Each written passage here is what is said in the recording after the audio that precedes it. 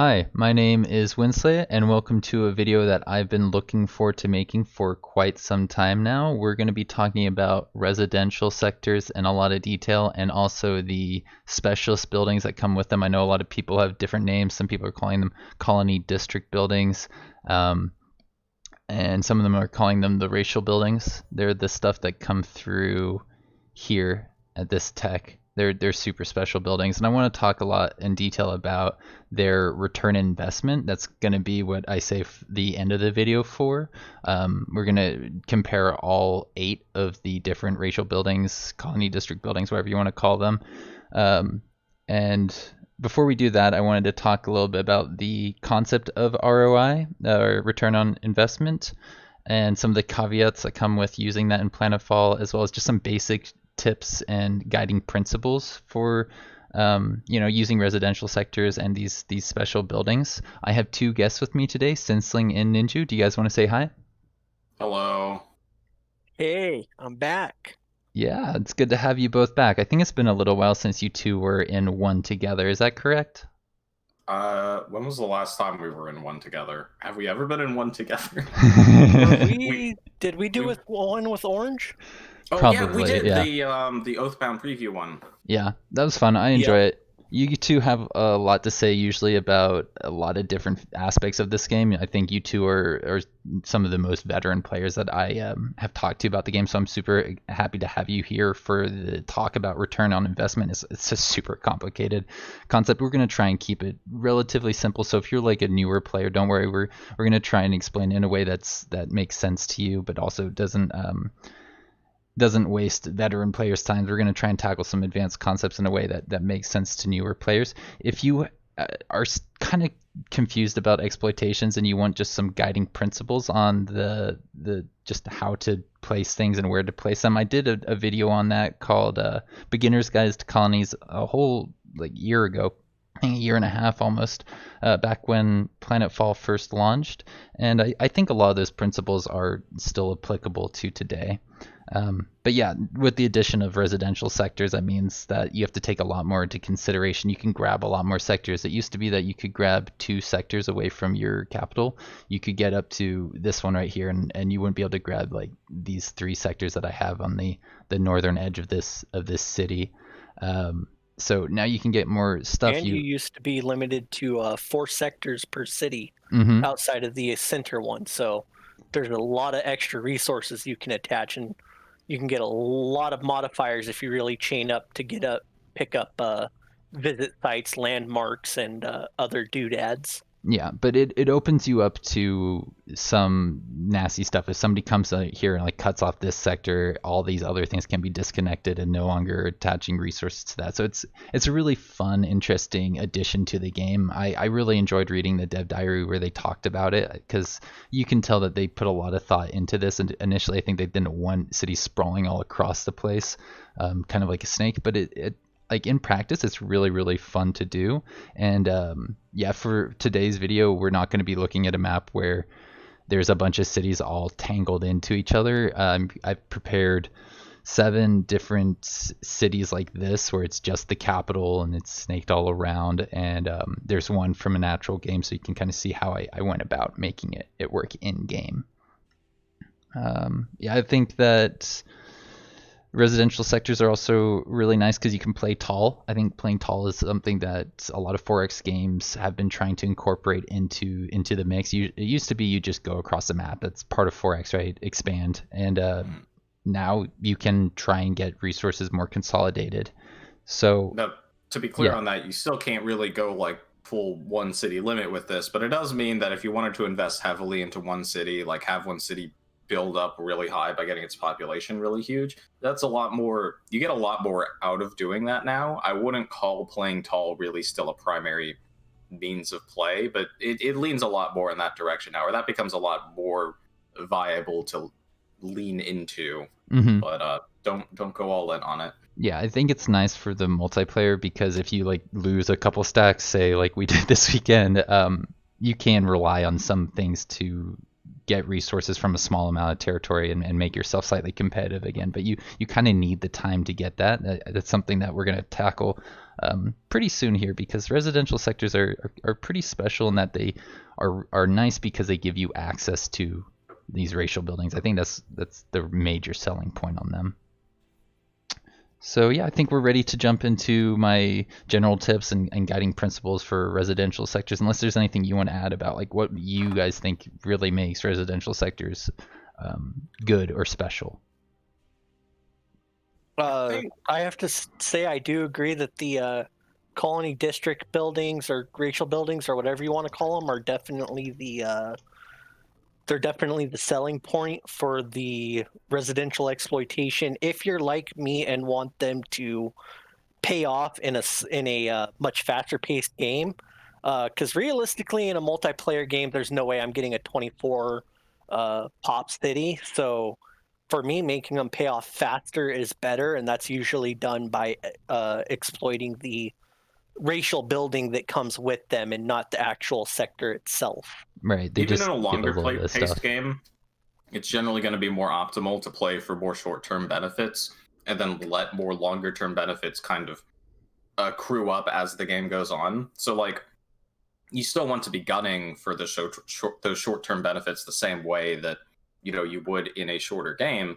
Just like maybe there's some edge cases where you might want to go for a more longer thing than you normally would, or where something might be like an edge case in a shorter pace game where you're not sure if it would pay off in time.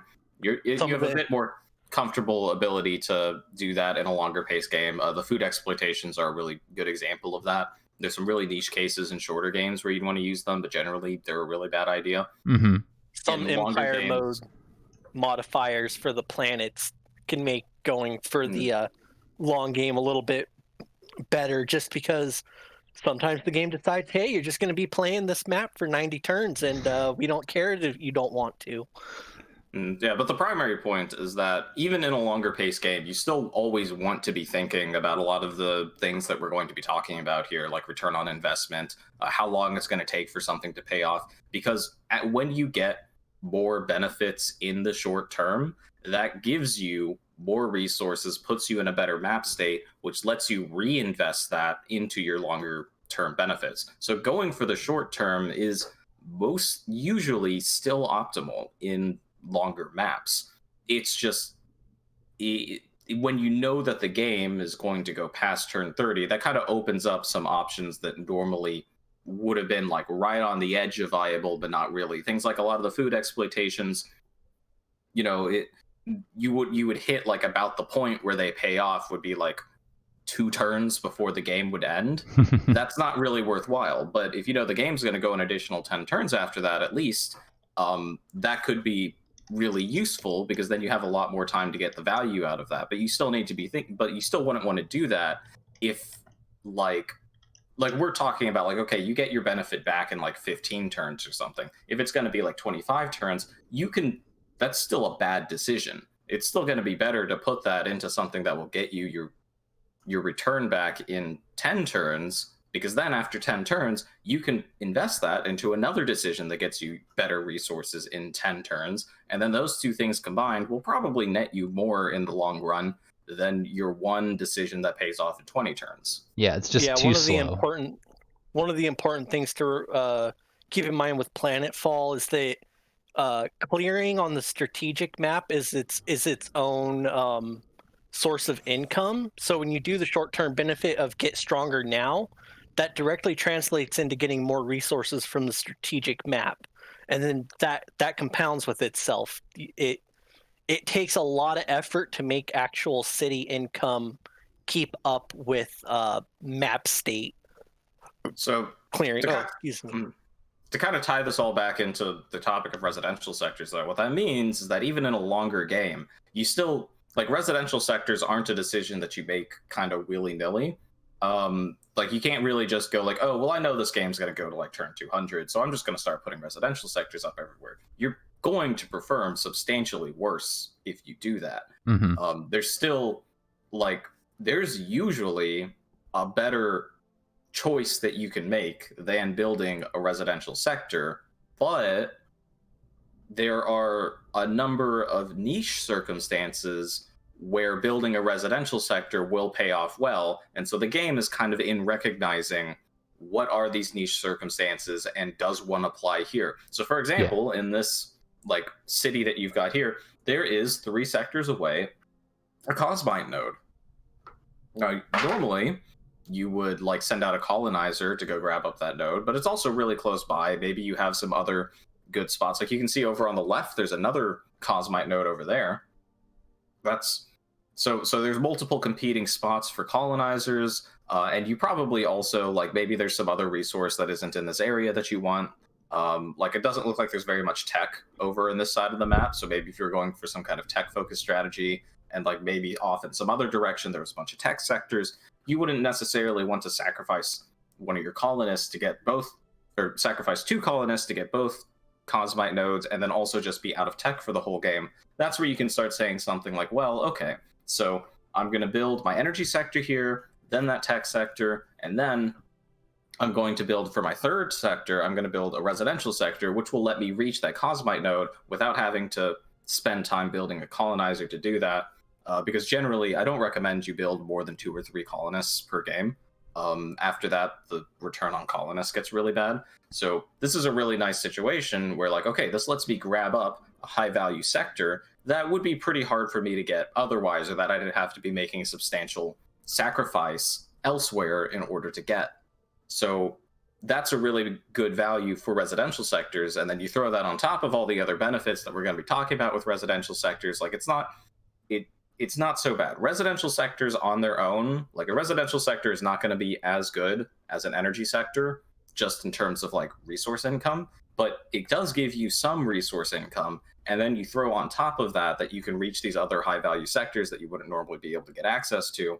Maybe you also want something like that energy landmark there, which will not only give you additional energy, but it'll also let you, get that +1 shields building in your HQ and stuff. Like all of these little things kind of add together to form situations where, residential sectors are a good idea. That's the best choice you can make in this situation. Yeah, those landmarks and other locations that give you benefits to the units that are built in the city are really, really nice, especially when you can stack them together by like snaking a city across all of them, kind of like I have here. This benefit applies to this city, so does that one. And there may be another one that I've forgotten in here, but I tried to do that when I was setting up all of my cities. And I love that you're commenting on it, saying what you like and maybe what could have been done differently, because I think that is helpful for people to kind of see, what is good and what maybe was a mistake that I made as I was developing this stuff. So yeah, basic tips. You guys ready? Yep. So sure. I think to get the immaculate bonus, to get your building to say this, you've got to have 2 residential districts, right? There's no other way of getting it other than making one of these and another one in the same city. Yeah, yep. So the first colony district building, you don't need a residential sector to build, but usually the level 1 version of it is kind of crummy, has really poor return on investment usually. But, when you get those residential sectors up, those residential sectors allow you to build the next tier of it, which is usually a lot better. And then the 3rd tier, of course, is not only a lot better than the 2nd tier, but it also comes with some kind of additional rider value, which Sinsling, of course, can exploit to do really stupid, crazy stuff. But even without specifically gunning for it, it's a value increase, plus you get like this additional thing on top of it. So going for the 3rd level is always a pretty good idea if you're going to be going that far into it.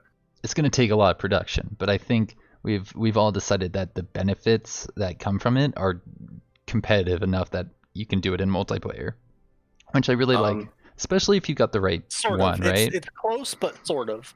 I think Mr. Noah was saying something about assembly and getting like 27 Cosmite per turn by turn 20 yesterday. So I think maybe there's some strategies, but you're still trying to crack the, trying to figure it out. Sinsling's done a lot of stuff with that, so I'll let him talk about it. Yeah. When we get there, I believe we're going over those further down. So. Okay, yeah. So as we talk about each individual colony district, then at that time we'll say, okay, and this is like crazy build you could do with I'll give my breakdowns of what they do and what they're good for and how you should best exploit them when we get to actual buildings themselves, and we can go over the details of each one. Yeah, okay, I like it. So the next thing I had in my thing was to get the 6th and 7th sector, you need to have 20 pops. I think it says in here, yeah, at 20 pops you can get your 6th sector, and at 24 pops you can get your 7th. I don't think there are going to be a lot of games where you can get 24 pops on a city, but if you focus on it, that's how you get it, and it's pretty cool. It's actually more possible than you'd think if you use food exploitations. So if you get a food exploitation level 3, and you get if you tack into actually food, if you can close the tech menu real quick. So I'll point out a mistake you made in this game. You'll notice there's no food district. There's a food landmark right next to your capital. If you had taken that and gotten it to level 5 and took the I know you mean. I can never remember the name of the building. Thingy. But it's like bioengineered food plantations. That's not it. It's back on the level 1 tech for food. Yeah. It's the one that removes pop-up keep. That lets you get the other one. City so fast. Yeah, that's the one. Yeah, there's no upkeep when you have that, right? It's just all food you get. You would have been getting like plus 150 food in that city. This is actually one of those starts where you could have probably legitimately had in an actual MP game a size 24 city with all of these sectors in a fairly reasonable amount of time, just because. Especially since he's got these rivers everywhere. So much. That also helps. Yeah, that's true. He's got like that river or that food node in that first energy sector there too. But yeah, if you use the bioengineered food plantation, like having a landmark of course makes it really super good. But like even just in general, like as long as you get a level 3 sector, of course you build the like level up thing to make it level 4, and you also build that bioengineered food plantation. Having a level 4 bioengineered food plantation just makes your food growth like skyrocket so high. Now food has a really poor return on investment in general, so it still takes it a really long time to pay off. But like that building makes it so close to being viable for like our turn 20 rush MP games. Like that's how good it is. I hadn't noticed. It doesn't usually quite make it there, but that's an incredible building if you're looking to build tall. Like and in a situation like this where you're looking to use residential buildings or trying to use residential buildings to extend out for normally out of reach sectors, it's one of those perfect times where food could actually be a good thing and might be something that you want. Yeah, no, I love that because I thought food might be better now with the residential sectors. I put that in my notes, and no, I don't think anybody commented it, so it's actually really nice to see that suspicion confirmed. So yeah, cool. I'm happy to hear that. Next little general tip I had was Never Zero likes getting his first residential district at either 8 pops or 12 pops. I think that's a good point to get it because if you try to do it, right away, it takes a long time for you to see any benefit from it. And you probably won't have the racial tech unlocked too early. If you have it at 4 pops, I don't know how you did that, but good job. Yeah, so you don't need the tech to actually make the residential sectors. You do need it for the buildings, though, and unless you're really gunning for it, like I've been trying to do with some of the builds that I've been playing around with, grabbing it later, right around the 8 or 12 pop area is a pretty good idea. Generally, dropping your first sector as a residential sector isn't something you want to do just because it takes a long time to pay for itself, and the trying to think, you don't get the benefits of actually having it extend your annexable regions if you directly attach it to the colony. Yeah, I agree. Yeah, this one right here, if I put it down here, it wouldn't let me get any further. You wouldn't have been able to go up to that water sector there by that point, I don't think. Yeah, if I'd wasted that, definitely. So Sinsling has found some specific scenarios where doing it at 4 and 8 pops might be useful, but you need to really know what you're doing. You have a very specific plan for why you are doing that. Yeah, I think we calculated if you have 20 pops, it becomes competitive with a level 3 sector or around that point, and that's a lot of pops. So before that, you're kind of taking a bit of a loss to get access to the cool immaculate bonuses that come with the specialist buildings. The next thing is forward sectors. I like forward sectors more now. I've been definitely using them a lot more. I've been spending a lot less influence on those NPC factions and trying to set up roads with them. But the really nice thing about forward sectors now is you can try and save a space for a residential sector. Some of these things have mountains. There actually a lot of them have mountains, so I can't build a residential sector there. And sometimes saving a sector for that can be really, really important. If you're Dvar, you may spawn in a bunch of mountains. I think this is Dvar, so that's why I have that situation and that consideration. And also you have the issue of when you're trying to go with like a long spider build like this, if you're playing against the AI, they might just decide to be a jerk and decide to put a colony right where you wanted to have one of your extendable sectors reach. So maybe you want to pre-claim that. Or if you're playing a player and they notice that you're doing the residential spider, they might just decide to start forward basing you themselves just to screw up your annexes and stuff. So some forward bases to help reserve sectors that it's going to take you a little while to get to is now a pretty viable strategy to use, just because it really sucks when someone screws up your city plans by dropping colonies or forward bases where you were looking to go to. I would say generally that's not the best use of 20 influence, but like again, you know, talking about edge cases as always, if you've identified like, yeah, here's like 2 or 3 reasons why we would want to put a forward base here to reserve it for that spot, absolutely do so. Because like, you know, if the only AI player near you is on the other side of the map, then that's not something you have to worry about. But if you are like, you know, pushing right up against an AI player's borders, then yeah, you absolutely do want to grab those sectors before that person does. Yeah, or cases like this where you have an extended Cosmite sector, reserving that so that a player just doesn't come along and jerk it out from under you is a pretty good use. I would say generally you'd probably have an army nearby to stop that, but it is something that you can do now. I'm not saying it's necessarily a good idea. Pretty much everything residential sectors is edge casey, but it exists and it's there.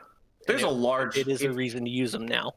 It's all edge cases, but there's a decently large number of edge cases, which is what makes them kind of an interesting addition.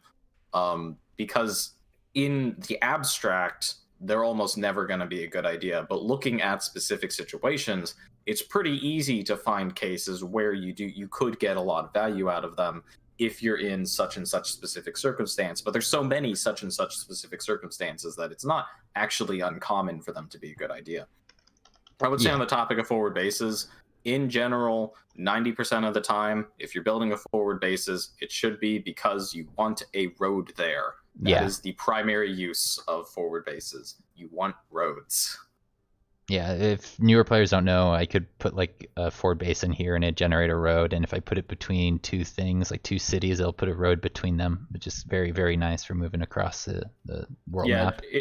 It generates roads between claimed roads are generated between claimed sectors, same like they do, like, you know, when you annex a sector. Forward bases work a lot like that. Just a heads up for new players, though, roads will only generate through 1 hex wide mountain regions. They do not go through 2 tiles or more wide, so be careful with that, because that would not generate a road, and you would have just wasted 20 influence trying to make a road that's not going to exist. Even myself as an experienced player have had times where I've screwed up where a road's going to go because I wasn't paying close enough attention to there being 2 hexes in between them. So I think next I want to talk a little bit about the builder thing and how it can really help you pump out the residential districts. Oh yes, it's one of my toys. Yeah, you like this. I think Ninjew will say he likes it a little bit less, but you've found that this works really well even without residential districts. But for this strategy specifically, it will really help you pump out your higher tier stuff. Because it is funny because for the longest time, I always kind of considered it to be a pretty bad pick, and then there were a couple of times where I was just like, you know what, I have an open slot, I only have the builder, and it's going to be a few turns before I get economist, and so I slotted it in there, and next thing I knew, it just ended up becoming one of my main deals. Sometimes I actually end up skipping economist now just because saving those turns on the buildings have have really helped me improve my turn times with getting certain builds online. And if you're like me and you're trying to do a residential building rush from turn one, you're not doing it without builder. It takes so much building production. If you that 20% adds up so much with the number of buildings you're trying to build using a rush strategy with the level 3 buildings and whatnot. I will note that I did not believe him, and then I actually did a residential rush strategy myself, and I did it as assembly, which, as we'll talk about later, is particularly problematic in this regard if you don't take the builder. And Can't say I didn't tell you so. It stalled me out for a really long time. So yeah, the builder is definitely valuable if you want to get into this a lot, because you have to build a new. You not only have to build the residential sectors and like the first level of the colony district, you also have to build another colony district upgrade for each residential sector that you get if you want to upgrade that up to its full level. So that adds on a lot of production. So having to pay 20 less production is quite a significant boon if you're having to build this many buildings. I think it's like, I think it calculated 1,275 production for the residential sectors plus the colony buildings, all of those put together.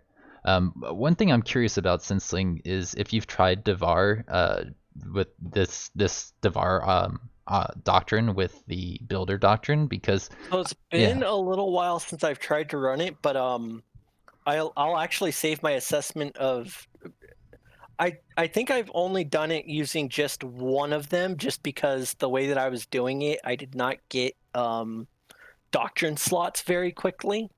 So I wasn't able to stack them. I haven't actually tried them out when doing that, just because the tech path it's a little rough. You don't really get into the getting extra doctrine slots until much later than normal.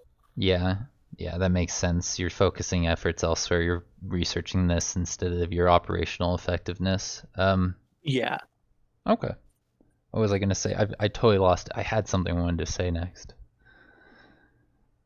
Yeah, if anybody watching this, that's what I wanted to say, wants to let us know how it goes and wants to give that a try and let us know how it goes, that'd be an awesome thing to know. I'd love to hear some thoughts on that. I have a feeling it'd be pretty good. That's just my instinct. I haven't played around with it much myself. I tried to play around with everything, but there's only so much time in a week.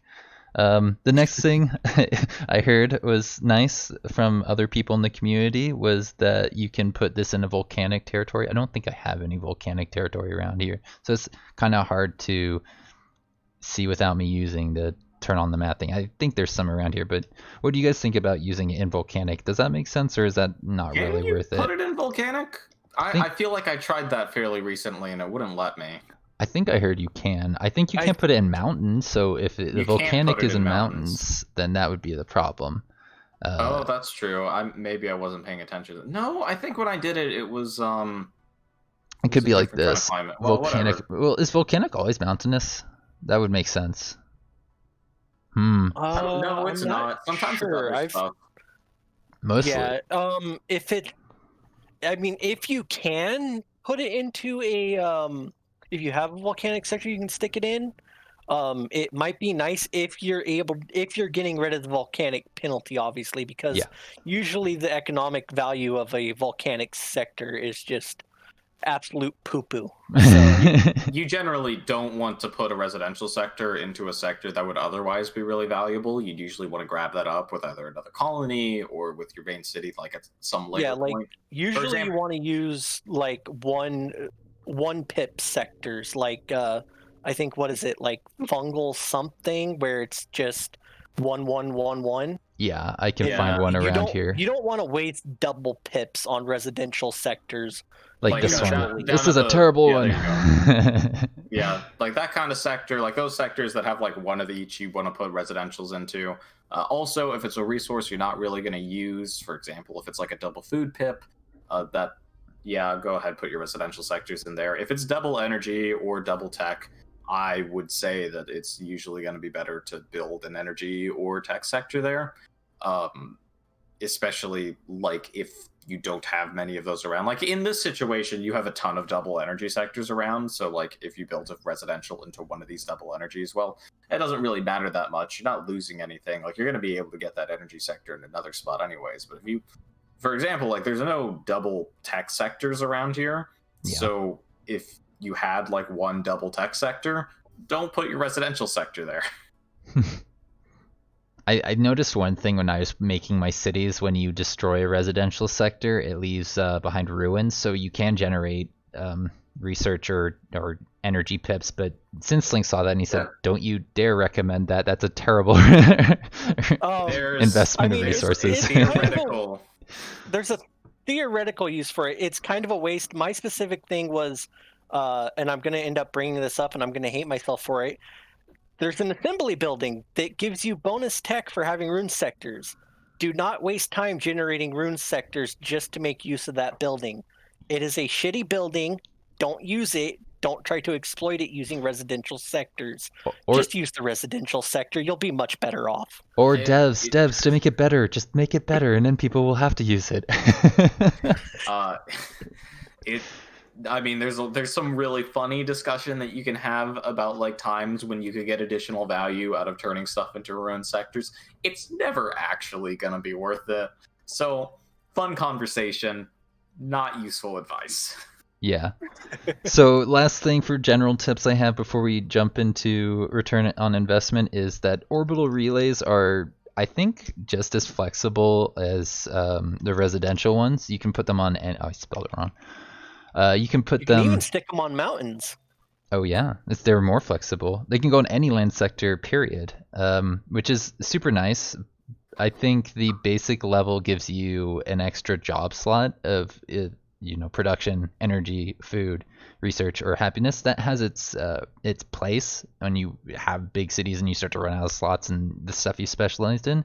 But I think I might like the residential one a little bit more. Getting that little tiny boost, I feel like adds up a lot quicker once you have big cities. What do you guys think?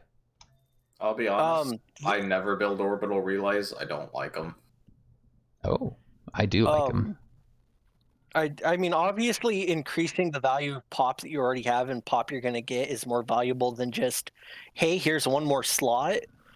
There's kind of the unique interaction where, you're getting more slots for your residential sector bonuses than you otherwise would have if you combine residential with orbital. But, I mean, that takes at least 3 sectors to really maximize. So that's a lot of investment for getting, what is it, at maximum level? You'd be getting one more plus 11 slot, I think, or something like that. I mean, speaking in terms of economics, water sectors do the same thing, but much better. Yeah. So, like, I would not ever recommend building orbital relays for that reason. That's kind of like a nice side benefit that you can get if you already have other reasons why you are building the sector. I would never even really take that into account when deciding whether or not you would build an orbital relay sector or not. That's really more of a like, well, you already have one, so here is a nice side benefit. I do like them against the AI because you can kind of like use 2 stacks to defend everything. Mm-hmm. Yeah, no, the transportation value of it is real. I just don't ever want to bother personally. We usually kill each other before getting to each other becomes a problem. Mm-hmm. Yeah, but like, I'm certainly not going to say they're bad sectors or that you shouldn't make them. Just like, as with all things, make sure you have a good justification for why you're doing it over the more general picks. All right, I think we're ready. You guys ready? Yep. It's the big one. Return on investment. To be ready. So, man, I've been talking about return on investment in this game for longer than I think literally anyone else has. Mm-hmm. Yeah, we're going to try and keep this relatively simple. There's another way to calculate return on investment. I think you may be able to explain it better than me, but basically Mr. No also has spent a lot of time examining this. You're not alone, Ninjew. And I'm actually the one who brought up the concept. Oh, you did? Oh, wonderful. Yeah, really. Mr. No took Ninjew's little brain hairs and stuck them into a spreadsheet to make them work. Yep, that is exactly what happened. So do you want to explain the way he does it, and I can explain, or you can explain both of them if you want. Let me just put forth. Okay, so basic concept of return on investment, right? You are spending resources on things, and then the things that you spend those resources on are also going to get you resources. For example, if you are building a new sector exploitation, we're going to use a production sector for this example because that's going to be the simplest. The math works out the easiest on it. There's a lot of complexities with other sector types that I don't want to get into quite yet. So if you are building a production sector exploitation, that costs you 150 production. So if your city is making, what is the base, like 60 or 65? Do you know? I think it's 80 70? for capital, 60 It's for a normal city. Yeah, okay. So if it's a normal city and you're spending 60 production per turn, or your city generates 60 production per turn, it costs 150 production to build a production sector. So that city could have spent that production on any number of things, but it's spending 150 that you now don't have anymore. It's gone. You have a production sector instead. The production sector generates 20 production per turn, plus, it also gives you additional pop slots. We're not going to get into that quite yet either. I think it's 20 at level 2. Is it 20 at level 2? No, level 3. 20 at level 3, right? So 20 at if level it's 3. So we're going to assume level 3 because level 2 cases are really niche. Yeah, most people who know what they're doing are going to grab a level 3. They'll get the 2 pips and then, yeah. So the basic idea is you spent 150 production, you get 20 resources per turn, so it takes you 7.5 turns before 20 resources per turn equals 150. That is your return on investment. That is how much time it took you to get back the amount of resources that you put in. Because before that point, in the short term, you're better off spending it on something else. If you had instead clicked on produce energy and just gotten energy out of the deal, that would have gotten you more resources until 7.5 turns have passed. After 7.5 turns, you've gotten more resources out of 150 production than you spent into it. So what Mr. No did, which is also kind of the example I just used, the produce energy example. Generally, producing energy is one of the worst things you can do with your production. Sometimes it's really necessary to do, but usually you want to avoid doing that because other things are going to be more valuable. But in this kind of worst case scenario, you would say, okay, 150 production, and producing energy gives you 25% of that production back as energy. So you divide 150 by 4, that's 37.5 energy. So let's say you're building an energy sector. Energy sector level 3 costs 150 production. That gives you 20 energy per turn. After 2 turns, you've gotten 40 energy out of it. So 2 turns of energy sector is a better, already more valuable use of 150 production than produce energy was. So compare this to, now we're going to start talking about residential sectors. Residential sector at 150 production, if you're doing it, we're going to use a really bad example, 4 population. If you have 4 population, the economic effect of a residential sector is you get +1 resource per population. So if you have 4 population, you're getting 4 resources out of it. We're going to kind of abstract resources here. This isn't really how it works, but for this current sake of discussion, we're going to say 1 energy or 1 food or 1 research or 1 tech or 1 whatever. We're going to say they're all just abstractly 1 resource because pop generates 5 of each. You get 4 resources per turn. If you have 4 pop, 150 divided by 4 is 37.5. So it takes 37.5 before you've made that production back. But that's not exactly the most accurate you can get in terms of what its value is, because you have to spend that production on something, and no matter what you spend that production on, there's going to be a return on investment time. So really what we're talking about is how long does it take take it to overcome the worst choice you could make, which is produce energy, which is like 9.375 turns. So if you use produce energy, like 150 energy becomes 30, or 150 production becomes 37.5 energy. It would take you 9.5-ish turns before your residential sector has gotten you more energy out of that 150 production than produce energy would have. That's really bad. Mm-hmm. But it's kind of more fair than saying 37.5 turns for your return on investment. But those are sort of the two metrics you can use: is raw, how many resources does it take before you've generated back the production value you've put into what it. we're doing. Or, yeah, that's the number we're going to be using. But also, you can take it a step further and compare it to generate energy as kind of another benchmark. These are both two important numbers, and I would say when you're making these decisions, if you're getting this deep into it, you want to be looking at both of those numbers. Now, to be clear, I'm not recommending that every time you want to build a sector, you do this math. This is really more something that we do as a means of discussing in the abstract, like, okay, is this actually worth anything? Is this worth building given such and such situation? Is it worth building in that situation? And then we use that to, in our actual play, we're not running these calculations, but because we ran somewhat similar calculations at an earlier point in time, we're kind of informed generally of like, okay, is this generally a good idea in this situation? And, use that to inform your decision making. If you want to be a crazy person and calculate this every time, all the power to you. Please do not play video games with me. I will. I encourage. I want to see that. I'm in person. I think that sounds glorious. It won't be in a multiplayer Ninjew. Even I, in my harebrained schemes with how to use these things, I don't even bother with these calculations. I've got some personal benchmarks that I use for like, okay, is it viable? How long will it take me to get there? But I'm not running rate of like the return on interest values for everything.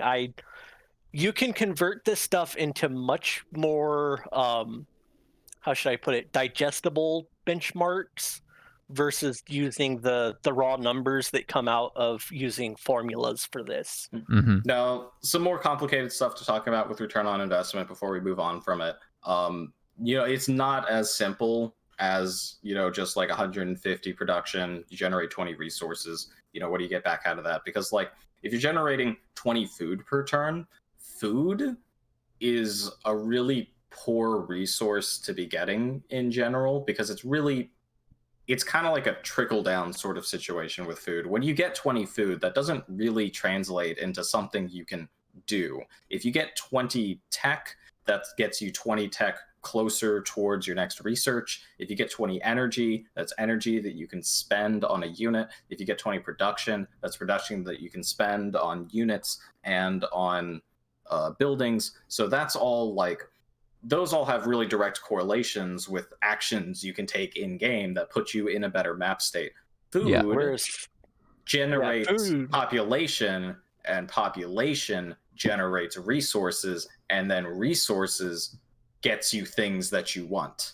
So it's like 3 steps removed from the actual effective decision, or the actual like map state improving effects. And kind of the result is, I've run the math on this a couple times. I did one really early in the game, and the math has changed substantially since then. But basically, food really sucks. Food's just bad. There's a lot, and it's a really complicated topic that I don't want to get into here, because there's a lot of like really little stuff going on with it. Like, what is the value of one population? Well, generally it's 5 resources per turn, but also it gets you 1/4 of the way towards another sector, which you can spend production on to generate more resources per turn, and then maybe you get nodes out of it. And there's a lot to go into it, and it's not really useful for this discussion we have right now. Mm-hmm. But you think, and also it's not super interesting either. So I wouldn't recommend doing a video on that, Windslayer. You have more important topics to talk about. Okay. But just take my word for it. Food isn't great. You need to have some really good reasons why you're investing in food if you're going to invest in food. And that's when we talk about when we were talking about bioengineered plantations earlier, bioengineered plantations it gives you such an absurd amount of food. And like I said, it's still like only just barely viable in some niche circumstances, despite how absolutely absurd that building is. So, just keep that in mind with food. If you're just building a food exploitation and you're not building bioengineered food plantations, you're not going to be upgrading the sector level, you just like want to have more population or something, stop doing that. Your games will improve. Obviously, if you like to see your numbers larger, do it. I'm not the boss of you, but just like if you want to play better, that's my recommendation. Stop caring about food. Sinsling, go. Yeah. Side note, the reason why the AI sucks so hard on the strategic map, it wastes so much time on worthless food sectors that it never makes uses of. It's really bad. Not only is it not using the most pips possible, it's not putting the buildings in them. It's using the worst return on investment building it can use and sectors, and it's bad. It wastes so much production when it could have. If it had just built more units for that, it would have been so much better off. That makes so much sense. Yeah. And getting back into the return on investment stuff, so it's not just food that's complicated. Production is complicated too, because like I said earlier that like for a lot of these calculations, we kind of generalize like 5 resources is 5 resources. We don't really care which resource it is. That's not actually the case, and you shouldn't be assuming that's the case. That's just like, so these numbers that we're going to be putting out there, these numbers are not the be all end all of is this a good decision or not. This is one factor that you need to be considering. And another factor you need to be considering is how valuable is that resource to you. Production is generally less valuable than energy or tech are. There's plenty of reasons for that.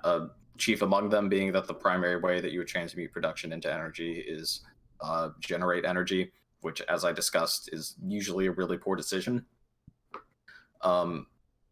But you also, like, depending on your map state, what you're going for. Like Sinsling loves tech. He builds tech days, everywhere, all the time, constantly.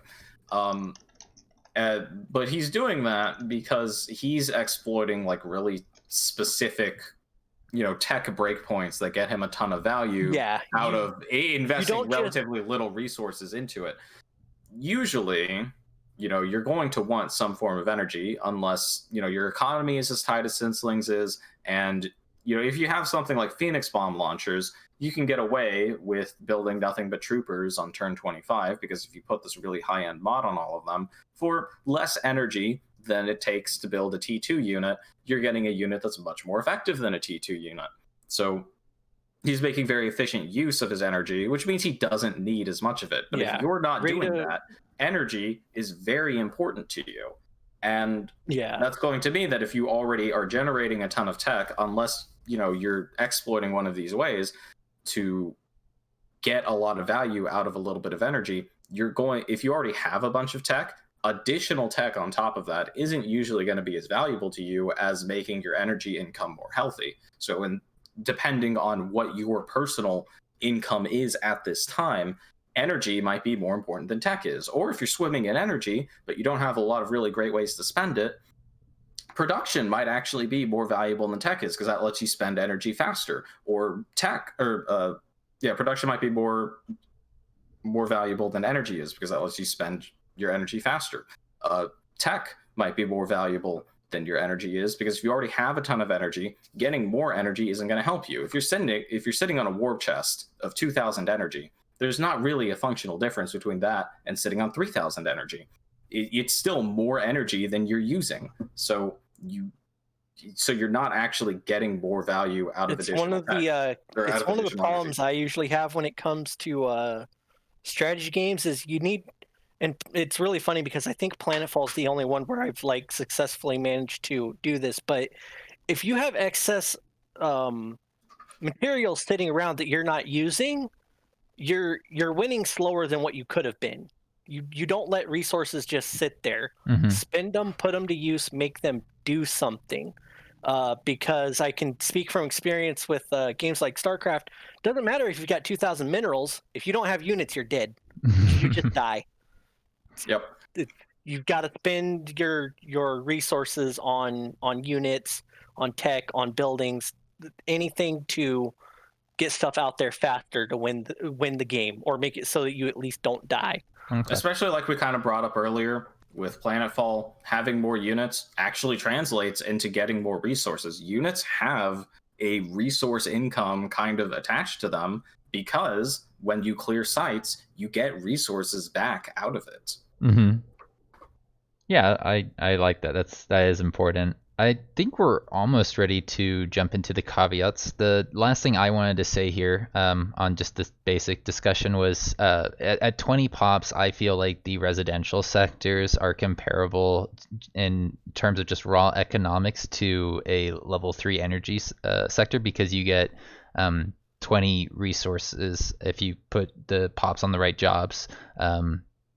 And that means in 7.5 turns, you'll get the return of the 150 that you invested into it. I think there is a lot more that goes into this, and that's why I really like that Mr. No and Ninjew and you guys are all pouring your time into this to really break down the niche this is one parts of those of it. Points where you kind of have to look at it from a lot of different ways and use like different ways of figuring out return on investment, because like, so obviously requiring a base of 20 pop to get a payback in 7.5 turns on the production value compared to energy sectors in terms of raw resources. Without residential sectors, you'll never even get like up to that sector count. Like, so you can get new sectors at 20 and 24. If you waited until 20 pop to get your residential sector, you can't build residential sectors now because you already used up all your sectors. Mm-hmm. Mm-hmm. Because you would have had to have made them at 16 pop or 12. Yeah, so with residential sectors, you know, the basic, you get +1 resource per population. That's generally like, that's something more so than with like relay sectors. That's something you want to keep in mind. That should be a factor into your decision making, that you will be getting this economic benefit out of them, but it's almost never going to be as large of a benefit as the other decision that you could make instead, which is going to be, you know, something like making an energy sector. As you said, if you get +1 resource per population, and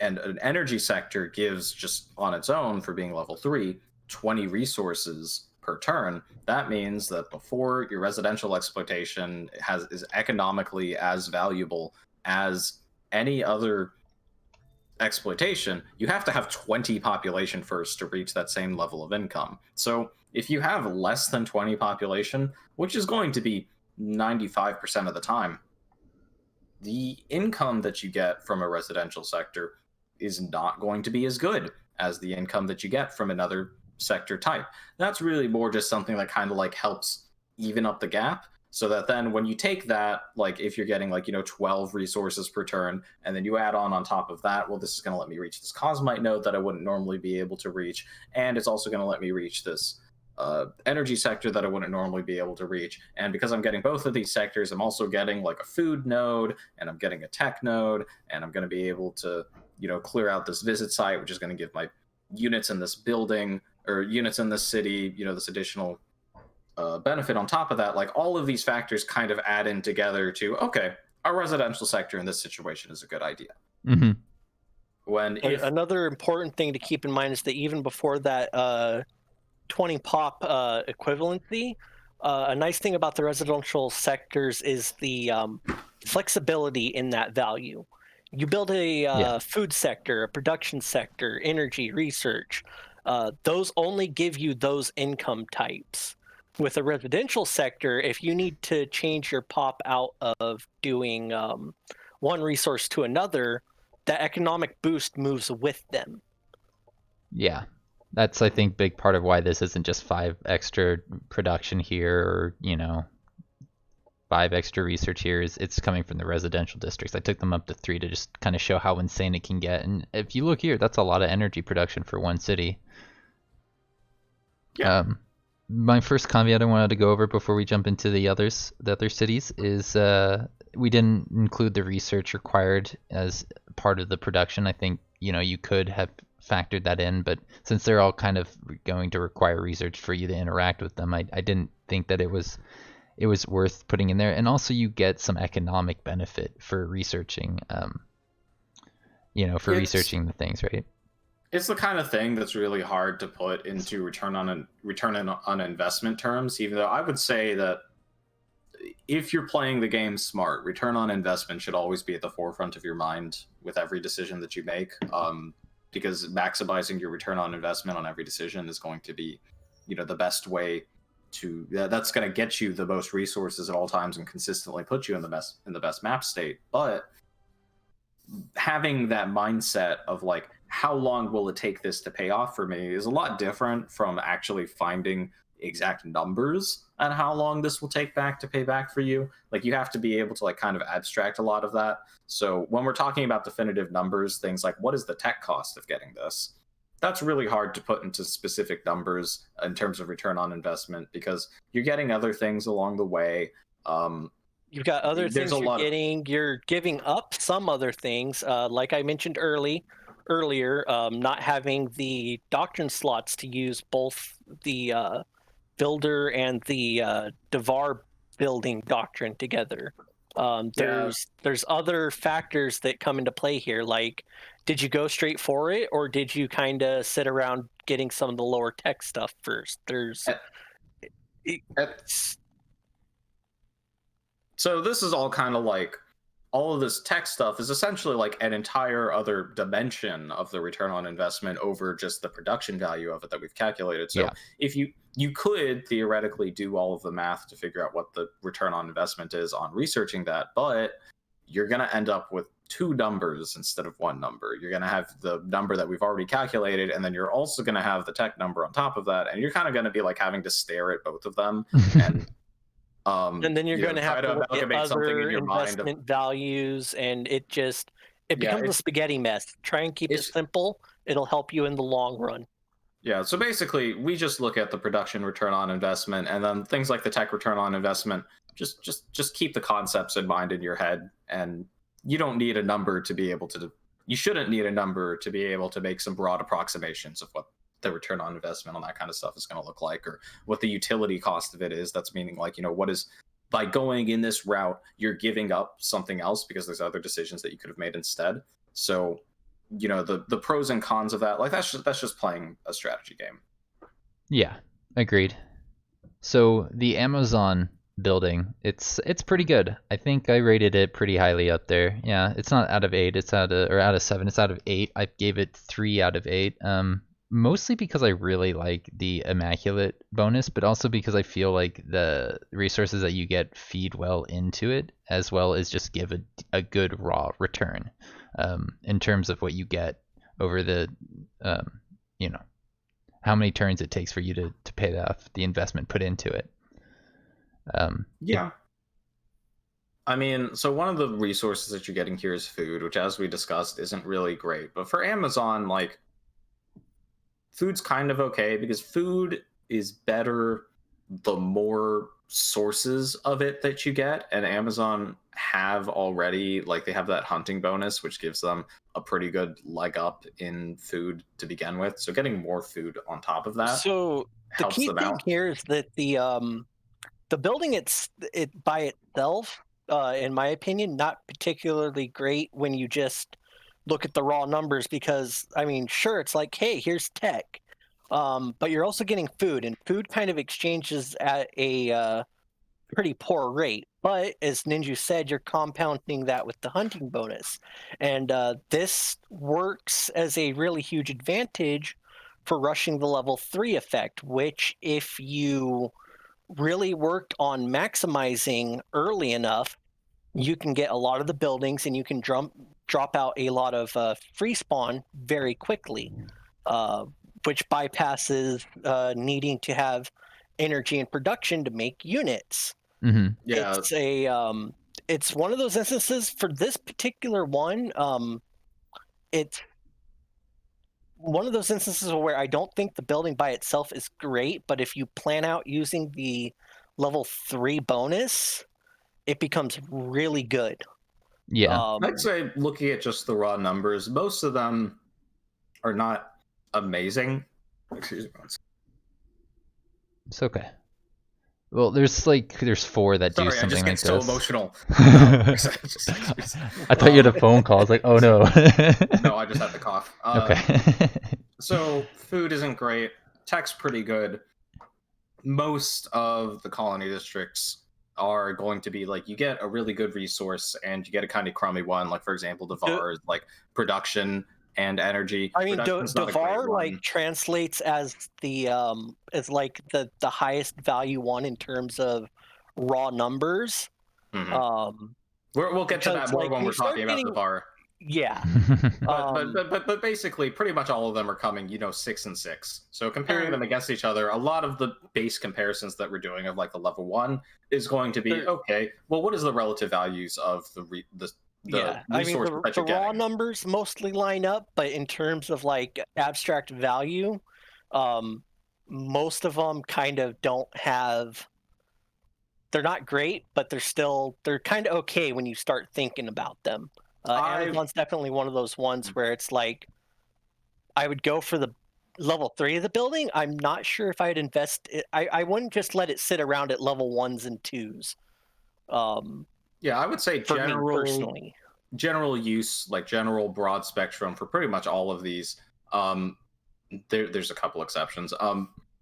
But broad tip, don't invest in the colony districts unless like it's the last thing that you have to spend your production on. Like, if this is a city that isn't going to be building units, obviously you don't build a barracks. If this isn't one that you expect to see attacked, don't build a whole bunch of militia in it. But like, once you've gotten all your other economic stuff out of the way, this is probably going to be better than spending it on produce energy. So go ahead and build it at that time.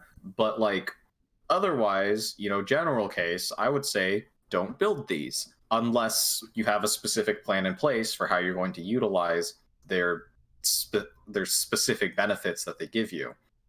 One thing I find really interesting about the Amazon one is that it takes about the same amount of turns for you to start to see the return on investment. By my calculations, you got 16 turns for the basic one, and then a little bit more than 15 turns for the fine one, and 14 turns for the immaculate one if you don't complete any society research for 14 turns, which seems pretty unlikely. And I think when you compare that to some of the other ones, that's pretty similar until you get to the immaculate level, because like we were talking about the Dvar one, they get a different bonus, which I valued to be a little bit less than the Amazon one. I think the getting the free animal is pretty valuable. I think it's like worth about 170 production in general, but that was just a guess. And when I put that in there, I got 4.9 turns or 5 turns. One of the it gets really funky with the Amazon building because like your worst rolls are some of the low end T1 animals. So like say your minimum roll is basically a scout's value in production, but at the same time there's a lot of good tier 3 rolls out of that building that you can get, and that's about 400 production per unit depending on which one you get. So the range of what you're getting can be drastically different, but at the same time you're still getting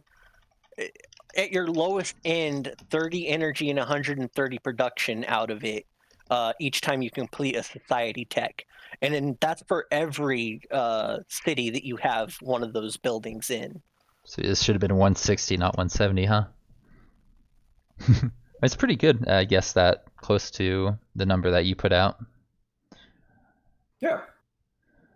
So yeah, you guys ready for assembly? Do you guys want to see the city at all? See what I put in here? I mean, I got a pretty nice city here, I think. Oh dang. Cosmite. I thought these were supposed to stack, right? I wasn't don't sure. think they do, no. No? Okay. Because they give like a specific tag. Mm-hmm.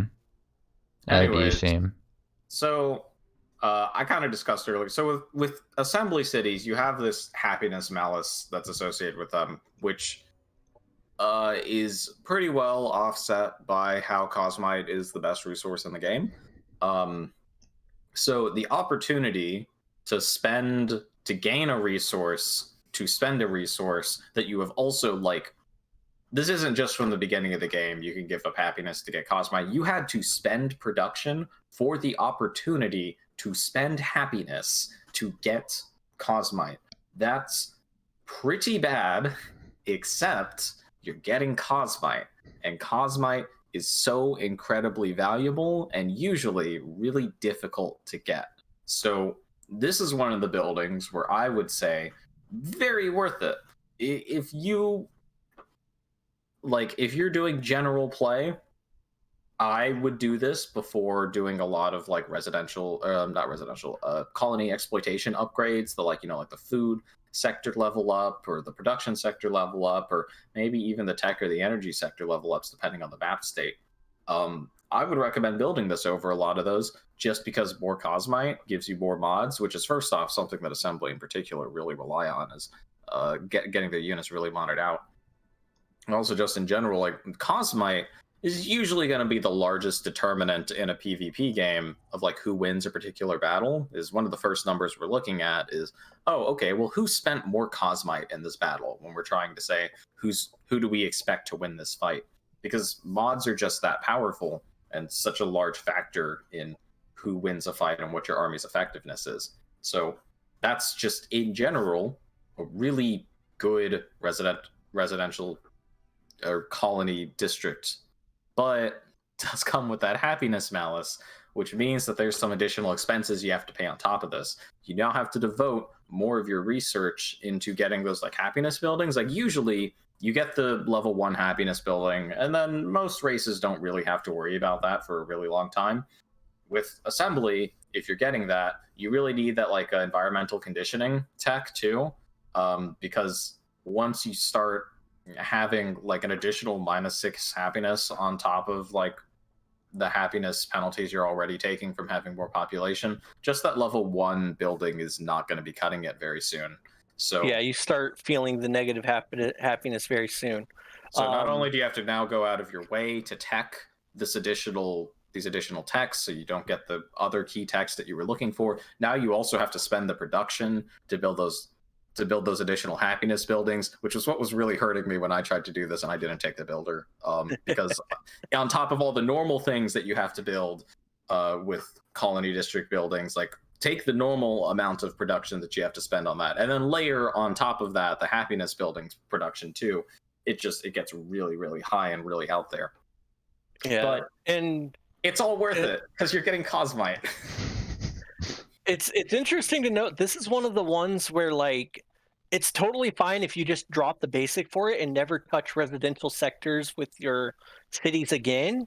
Obviously, you can see there the jump from level 1 to level 2 is pretty damn good. So it is worth investing in, but at the same time, you don't necessarily have to. It's not a requirement to actually get value out of this building. The level 3 though, I don't even think I'd even bother. The level 3 effect, I haven't tried it yet, but I don't see it working out. Oh, I heard it's good.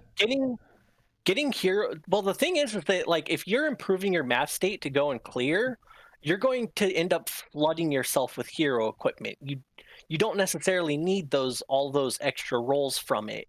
Like it could basically read as you gain some extra energy when you complete military techs, and that would basically you're going to be selling most of those. Though, I mean, there are. I don't know what if the drop tables for those includes like T4 stuff. Like if you can get like Life's Grace or Death's Gaze out of it, that might like if that's if that's like something you could get consistently as one of those T4 weapons. I don't know. I think there's a build out of that there, Sinsling, but yeah, no. I think that the list of items in the game is long enough that I would not bet on it. I mean, the other thing though is that like getting that additional Cosmite to begin with is also still going to be really valuable. But yeah, the effect of it, I would say, is one of the less valuable ones, just because as Assembly, to take advantage of battlefield autopsies, one of the biggest selling points of your race, you are already going to be clearing really aggressively, which does mean that by the time you have all this set up and you're getting all these hero weapons, your heroes probably have decked out and ready to start wasting people. All right. I would love to see what like the probability is, or like how early you could get like some of those really good T4 weapons, because if you could get those, that's definitely a real benefit of it, because a lot of those things are really insane, and Sinsling always pisses me off when he finds one of those and uses it against me. Stop doing that, Sinsling. Hey, I can't help it that the chaos staff thing dropped out of don't fucking remind turn me. 1. God damn. But like, unless you're getting one of those, like unless you're getting a really broken weapon out of this, you're not actually getting anything. Okay. For what you invested in it, and the fact that you're having to dump further tech into getting those rolls, it would have to consistently give you some very good stuff. Otherwise, it basically just reads as, here's 30 energy every couple of turns. I think I overvalued this turns, then. so... What would you estimate the value on that being, just generally speaking? You know, I don't know. Like, you'd have to do it by times number of cities giving you items, and then like that gives you a poll of like, hey, one turn, now I have to click through a menu for however long to sell 10 to 12 items so that I have, you know, whatever energy that would have given me. The true cost of using this building, it inflicts a happiness penalty on the player. I love that idea. That's some brilliant stuff right there. Yeah, I think what's funny about my return on investment numbers when you look at them is this is the only one that has a negative return on investment, which is essentially saying that it's worse for you to have this building than to not have it. But that's not necessarily true, because I think I undervalued Cosmite slightly, and maybe it's a happiness really hard is overvalued. I don't know. Do. Like just straight up building it, like, yeah, the value is shit, but at the same time, if you need extra Cosmite to spend because you didn't have excess Cosmite, the value of it skyrockets. Yeah.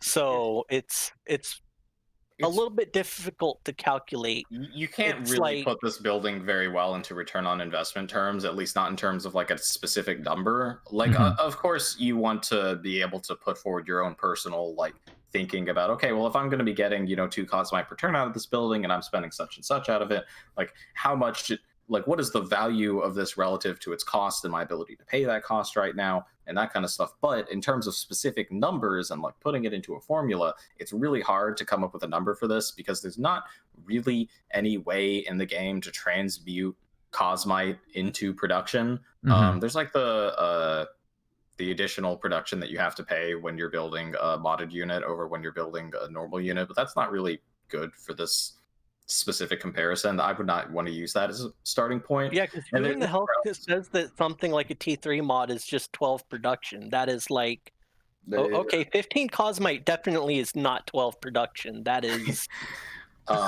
yeah, so...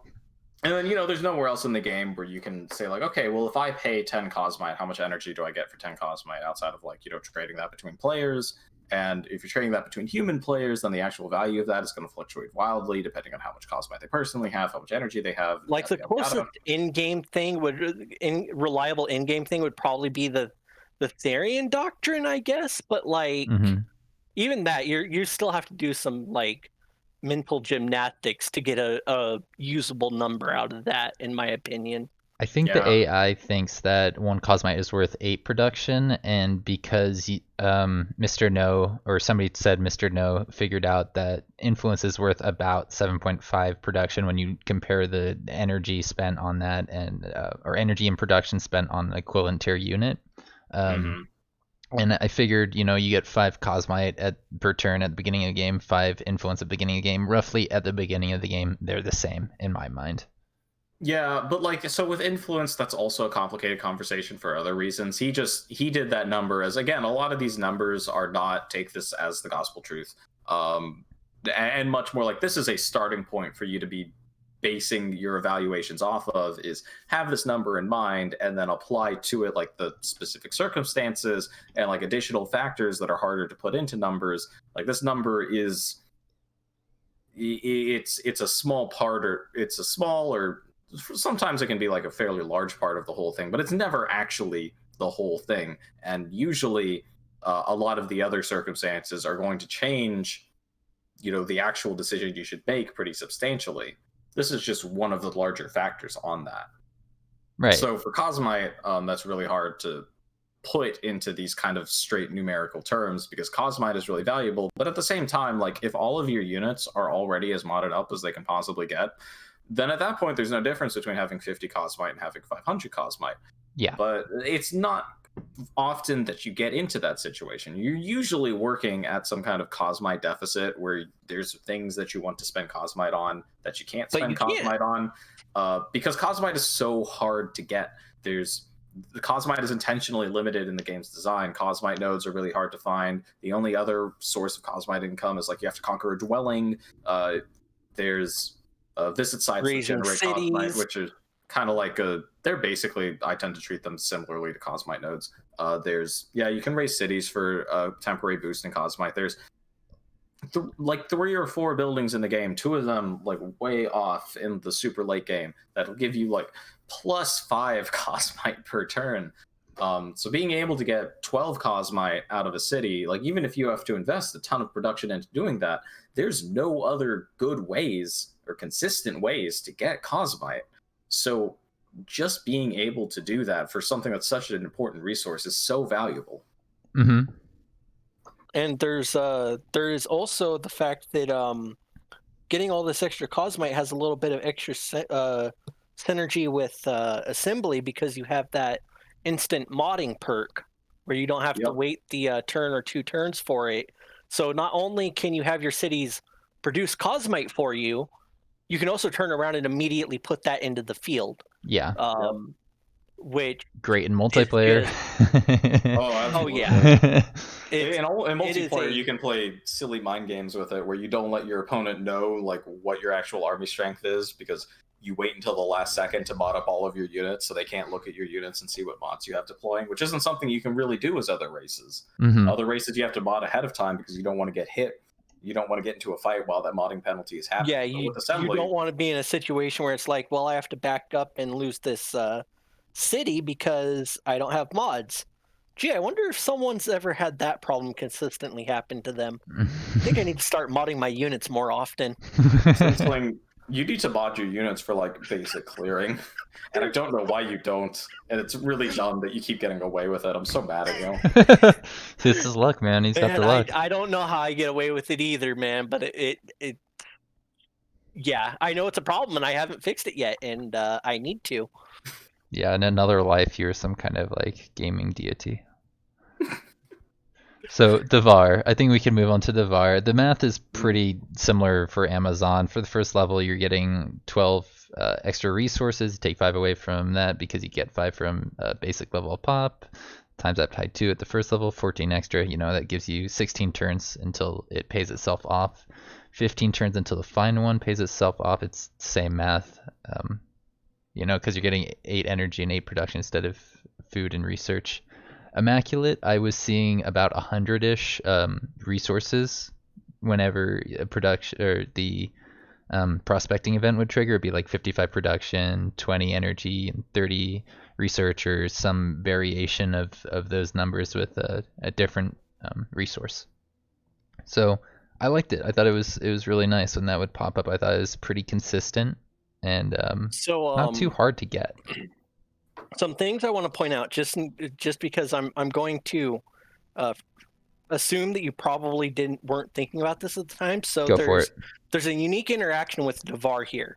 Their building gives them plus energy and plus production.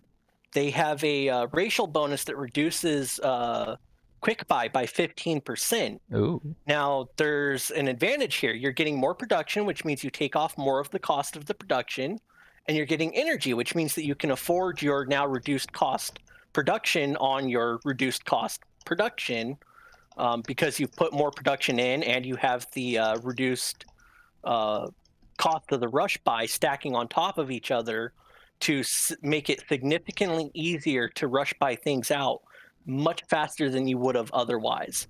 Do you think it can make a profit? There's no way, right?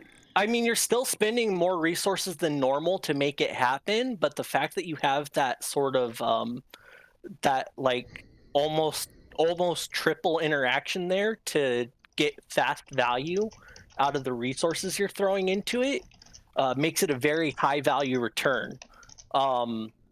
I myself haven't really played with the level 3 building, but I will say that I think Dvar can almost can practically just stop at the level 2 bonus and just sail in from there for the speed of games that I play. Just from having that kind of stacked interaction with their racial bonus.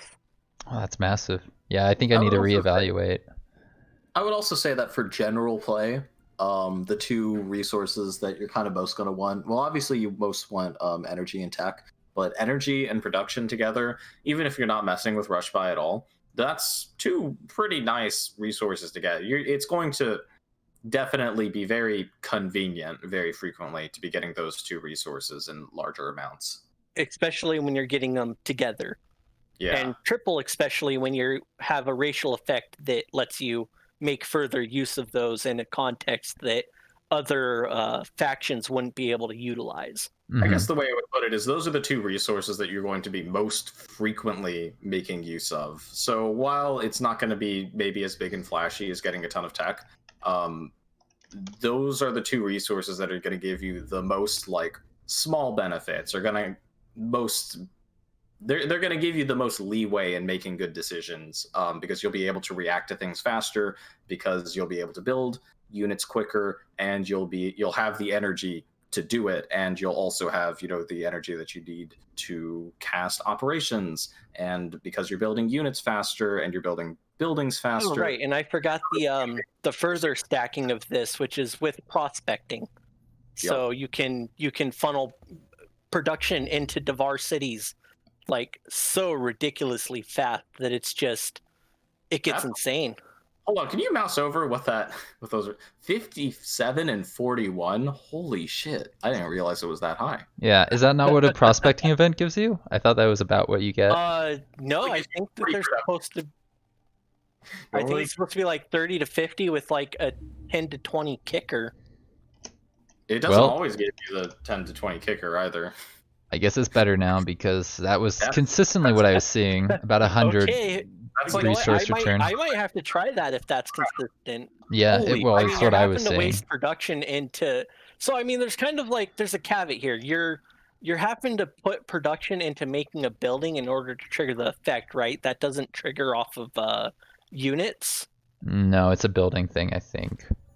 Yeah, so that can make it a little bit rougher to utilize. Yeah. I mean, you could probably delete a building and rebuild it. I don't know. That's not efficient. I'm not sure how value works out there. Well, what if you reduce the cost using the builder thing and? Oh yeah, you combine the builder with the Where is it? Get your core building down to 60 production to construct and just rebuild that every turn. That'd be amazing. Let's see. Where's the builder? I don't have the builder in this save. Okay, so hold on. So if you get 50 of another resource every time, what for the amount of production that you're spending, if you use generate knowledge instead, let's say it's 150 production per building, generate knowledge would give you 37 per 150. So if you do that thing where you destroy the building by like, I don't know if this is a bug or not, but like when you raise a building, it doesn't cost any production, but it does require you to spend a turn on it. If you're building something else and you put that at the end of it, then raising the building happens instantly, because I think it technically only costs like one production to do. It's just not something that it will use up all of your rollover though. Yeah, it will use up all of your rollover, but like that is more valuable than using produce energy. So that's actually kind of hilarious. Yeah, no, I think we just found a benefit. Like you can just do that, and as long as a building costs 150, you're getting a profit. Waste of clicks, but it is hilarious that if someone really wanted to min-max, they could probably use that and make a profit. All right, this is no longer 8. It is now 5. I remember Shakarn got a change, and I was thinking maybe it's slightly lower. So, and they were I have not here, actually had a chance to check out the Shakarn one. But yeah, I haven't tried it out since they changed it, but basically I heard it was plus something with covert ops, and I was like, that's instant rubbish bin for me. Yeah. I'm not even bothering. You don't like the covert op stuff, having extra strength? I'm not big into doing the covert stuff. Like, it's just, it takes so much investment to get from it, and it's so easy for people to stop you once you start doing it that it's just like, I wasn't going to bother with trying to figure out if there was any use case for that. Mm-hmm. I think we can talk about Syndicate now. Oh boy. Oh, my toy. Toy. This one's pretty cool.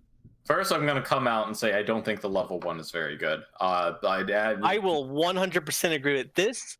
This here building is an oddity in that the level 1 is shit.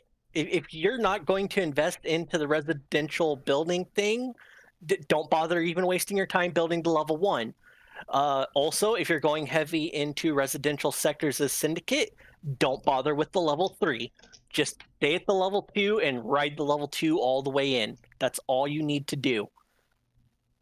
So this is this is a little bit like the Cosmite discussion, but it's more complicated because influence is generally a less valuable resource than Cosmite is, and energy is generally a more valuable resource than happiness is. At the same time, Syndicate in particular gets a bunch of additional benefit. Well, a bunch of Syndicate has the ability to use influence to its advantage a lot more than other races do. And influence also has some additional factors going into how you use it. Like when you spend more influence, so if you're buying units, the primary use for influence, when you purchase a unit from an NPC faction, that raises that faction's opinion of you. And when you get that high enough, you unlock the next tier, which gives you additional influence income on its own. So the more influence you spend, the more influence you get. You get more benefit out of noble diplomats, so you also get an increased energy income and also further... And more influence. Yeah, and further influence. And then, of course, you also get access to better units and better mods for doing that also. Yeah. So the end result is this is a very complicated discussion. There's definitely... The level 1 is really bad. There's definitely going to be niche cases where you're going to want it. Like if you're really desperate for more influence can be more helpful because you are playing Syndicate. But generally speaking, 1 influence is not going to be worth spending production and tech to unlock the ability to purchase 1 influence for 10 energy. Usually very poor trade there. But if you've already gotten that for other reasons... and you are hard pressed to get more influence for some reason, there's worse things you can do. Yeah, and getting the level 2 for the building where it starts becoming 2 influence for 10 energy, where 1 influence is only costing you 5 energy, you start getting a lot more value out of it. For putting in that extra investment into getting that bonus. I would also say for turn 300 players out there, when Sinsling says something like never get the level 3, I would put on as an asterisk there, don't get the level 3 unless you have, nothing else to make, at which point, yeah, get the level. I wouldn't even bother with the Syndicate level 3 at that point. It doesn't seem that good, 20 if you're happiness. Going into it like a turn 300, 500, 1000, whatever you want to do with your game, just avoid the Syndicate level 3 because there's other ways to get happiness. Your influence, like you can just build units at that point if you're out of stuff to build. Just build a shitty unmodded unit for all I care. Yeah, I think spending the production getting.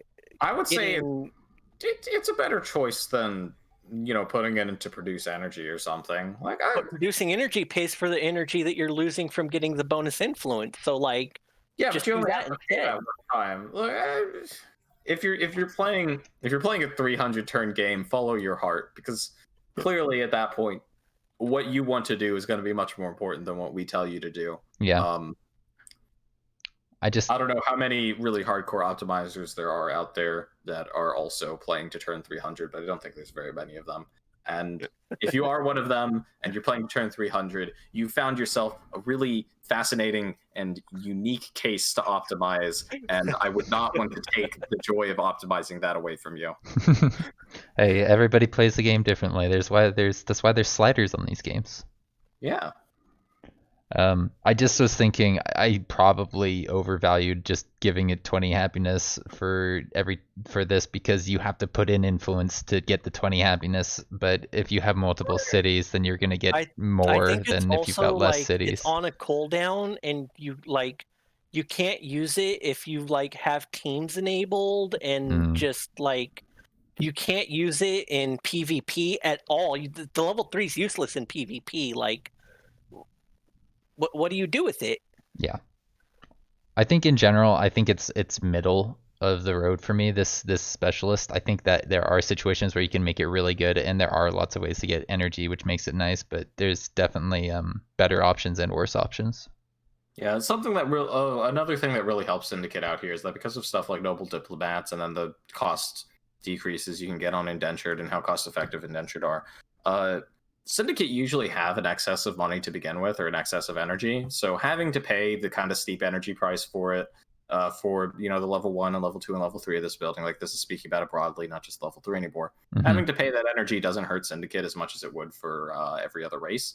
Yeah, being said, I have not found energy to be a problem, even when I've been thinking in resources to get plus 48 influence a turn from running this building. So it's well, I'm still sitting on bonus energy until I buy massive stacks of NPCs, and then I start running deficits because I have too much influence. And anyways, but at that point, then you just pop out of getting the influence because you already have an army of units.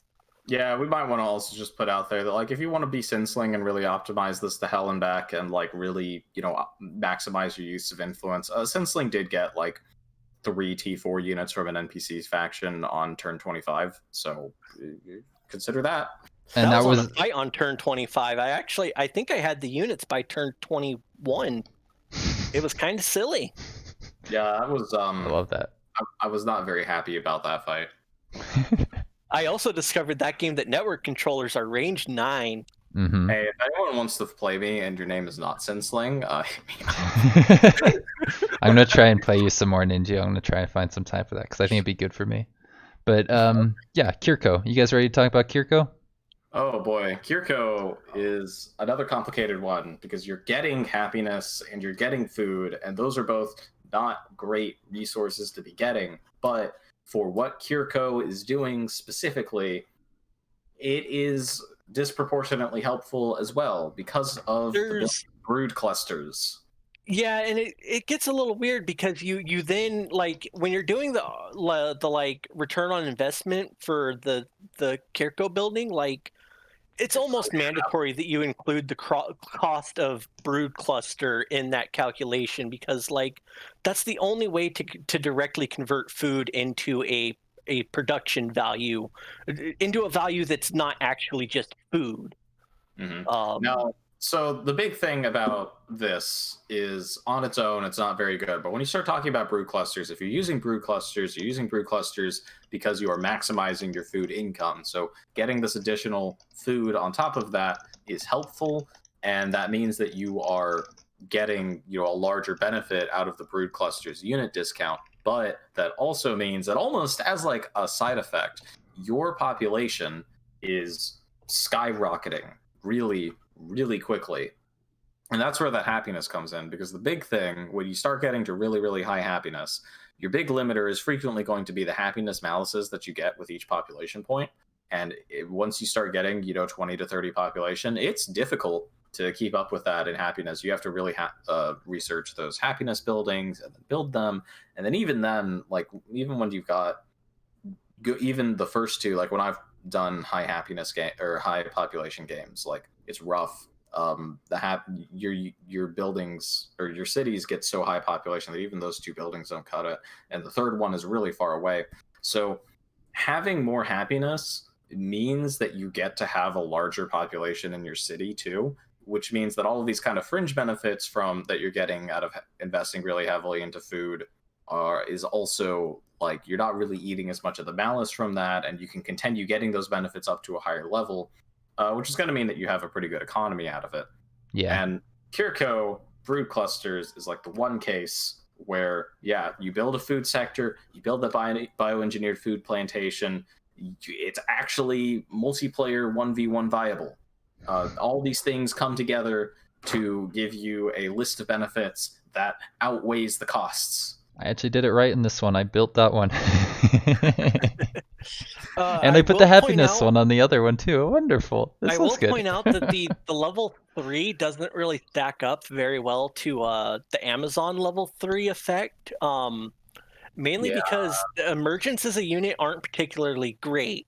And while they can evolve into some great units, by the time you have the level 3 effect and you're getting your free spawn emergence, what do you go kill with them to get the experience you need to evolve them? Yeah. I would say you're really more, don't consider the emergence too much. You're really doing that more for getting more food. And yeah, you're using it for the brood cluster effect, in all honesty, and probably triggering, more happiness events consistently. Getting an army of a nice tack on, but they're not. Go throw them at something. Use them to try and backdoor your enemy while they're dealing with all your main shit. They're not really going to be your primary focus of this building. Yeah, I've seen that players that do use this frequently will just like disband the emergence, which seems really cruel to me. I would never do that to babies. I would at least give them an opportunity to prove themselves on the battlefield. That's hilarious. I hadn't heard that. This is that's awesome. This is part of why I love doing these videos. I learn things about the multiplayer community. Yeah, but the emergence are an okay unit when you get them at the very start of the game. When you're late enough in the game that you're doing this, like, it's really funny that you get this massive horde of babies to throw around. That's probably a pretty neat, like, defensive stack, actually. I mean, the bonus part is they I think they cost 3 upkeep with the Kir'ko racial bonus. So like, sure, they're soaking up your energy, but like, they're cannon fodder that you can have sitting there doing something, or you use them to clear out all those sites that you never had time to go. Yeah, the ones that your main army never had time to go get. Just throw 18 emergence at them and hope they all survive. No. They just need to make their attack different. It's a good thing we've got 24 more. Pretty much. I rated this one the weakest option, and after listening to you talk about it a little bit, Ninjew, I feel like maybe it's not the worst, but I'm not sure. What do you two think? I mean, without using the new Shakarn one, I wouldn't be able to do it, but the level 3 I'd put down there. Its interaction with Broodcluster is pretty powerful, but like, I would rate it. Production is nothing to sneeze at. I would rate it pretty poorly just because you have to use Brood Cluster to take advantage of it. And then if you don't have Brood Cluster, like, don't even bother with the level 1. It's just not very good. Yeah. Okay. That's fair. I think we can talk about Vanguard now. I don't think there's anything we need to talk about on this map with the cities. We've covered pretty much all the stuff that needs to be covered on this strategic map. Okay, so I'm going to open this one up with the so the level 3 is shit. I'm just going to say that right now. How much tech? I actually had someone ask me to run a test of whether or not I could use the Vanguard level 3 building to do kind of like a pseudo production tech rush thing. The problem is with how long it takes to get the buildings online, it doesn't quite work out. The fact that you have to invest production after you have the building up to start getting tech back out of it, it doesn't really work out. I was like trying to go for with what they're having me do, I was trying to go for miniaturized missile array, the one of the end-cap Vanguard mods. And by the time that I had the buildings online and was producing the troopers I was going to equip, I was only getting, let's see, what was I getting? I still had to get like 4,000 tech. And building each trooper was only giving me like 30 to 50 research, and I was only able to produce like 2 to 3 a turn, which it would have taken me like from turn 20, it would have taken me another 20 turns to get to miniaturized missile array. How much research are you getting per unit? 30 to 40? 30 to 50 or something Yeah, like that. that sounds right. Yeah. It is, it's one of those things where like it all sounded like it almost should have worked, but the end numbers that were coming up, just it was not going to work out. Do you think if they doubled that research, it would be better? It'd be competitive? I don't think that they should really. Like it's a neat bonus to get that extra research when you finally get there, but at the same time, I think it would be like too good if you did it, because like yeah, going for miniaturized missile array is one of the most expensive like tech moves you can do. Like the racial end caps are ridiculous to try to get to. I'm not quite sure how it would have panned out if I was trying to go for a significantly cheaper option like Phoenix Bomb Launcher, which costs almost like what 3,000 tech less than miniaturized missile array. But trying to utilize the level 3 effect in a rush doesn't work out, and in like a longer game, you can probably just have all your tech from natural sources. Question: when you were doing that, did you test and see if higher tier units gave the same amount? The person who asked me to do it had already told me that they do not. You get the same value from every single tier of unit. That might be worth it if like higher tier units gave you additional tech, so that the optimal use of it wasn't just spamming T1s. Yeah. Like if it was something that you get on top of, the units you're already building, that sounds kind of nice. But yeah, I don't know. Now that said about the level 3 effect, so I want to point out, like, getting food in production probably doesn't sound like the best resource options that you could get if you're looking at some of the return on investment values for how that converts to energy and research. Yeah, food and however, are the 2 worst resources. However, Vanguard thankfully has 2 ways to add extra benefit to those. They have Frontier Survival, which when compounded with the extra food you're getting out of the racial building, you're stacking up your food, and this works just like the Amazon one, where food is it's difficult to make it pay off for itself, but when you start stacking those bonuses, they start working really well.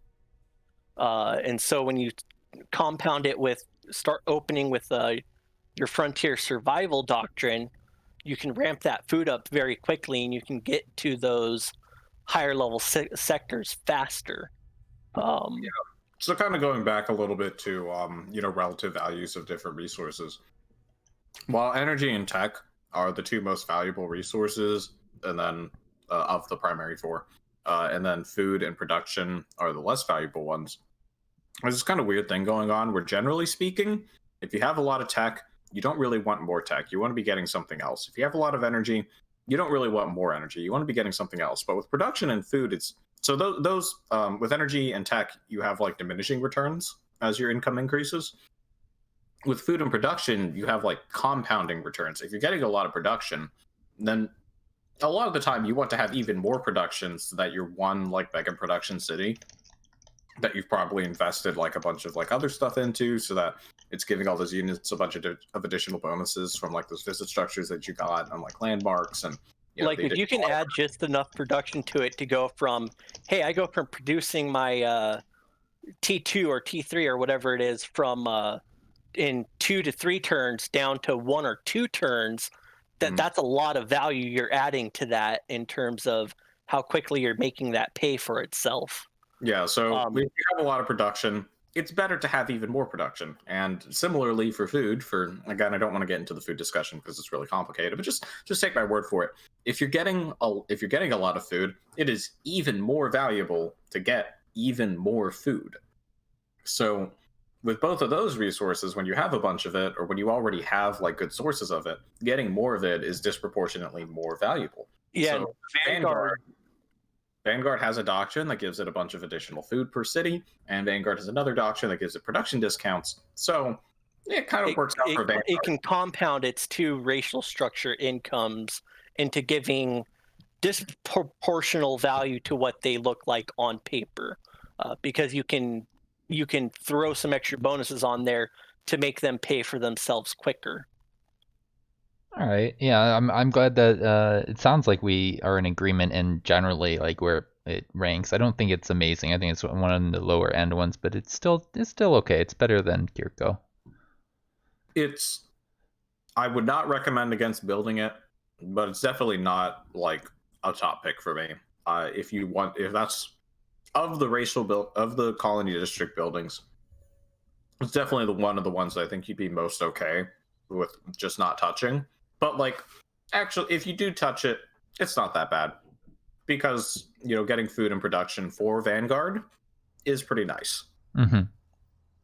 Shakarn, I think that it's interesting that they've changed it to match the Amazon, the Dvar, and the Vanguard one, where it gives 6 of a basic resource and 6 of another basic resource for the first level, and then 8 and then 10 for the next 2 levels.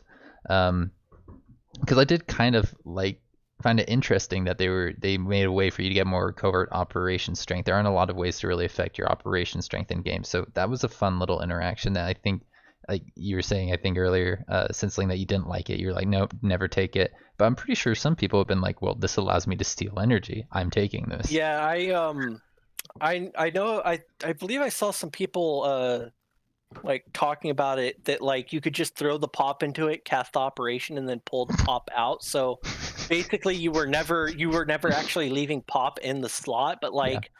I'm not going through all that gymnastics to try and use a shit building that utilizes a tech tree that I never touch. That would have been a nightmare for me. Yeah, so this is better. I just never touched the building. That said, I also haven't played with the new iteration of it, so I can't really comment on whether or not it'd be good. I think I could use plus science and plus production to really help with the way that I play. So it might be interesting to try out, but I was never going to be using the covert version of the building, so it is what it is. Yeah, I don't have a lot to say because I don't do covert operations either. Shakarn have some very good mods. Getting that additional tech is nice. Shakarn also, like, their units, because of the general playstyle of Shakarn is generally very aggressive, very forward.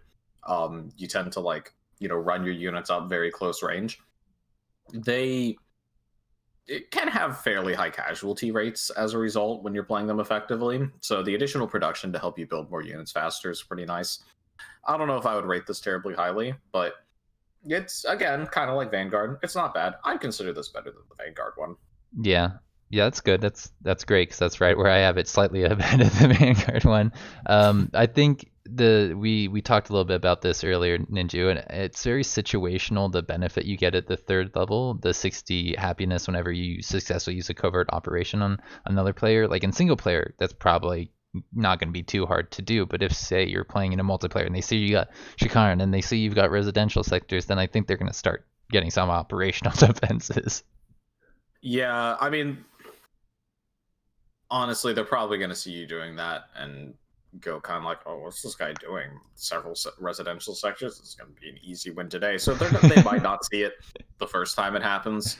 But, like, when you get hit by Energy Siphon as a player, pretty much the first thing you do is, oh man, fuck this bullshit. And you immediately, like, tech into internal purge. You immediately start teching up like the next level of operational defense. You start running internal purge every turn to get your your alert level really high. Like, generally, you don't get more than a couple casts of Energy Siphon off on someone because they kind of go into panic mode because it's such a pain to have to deal with getting energy siphoned.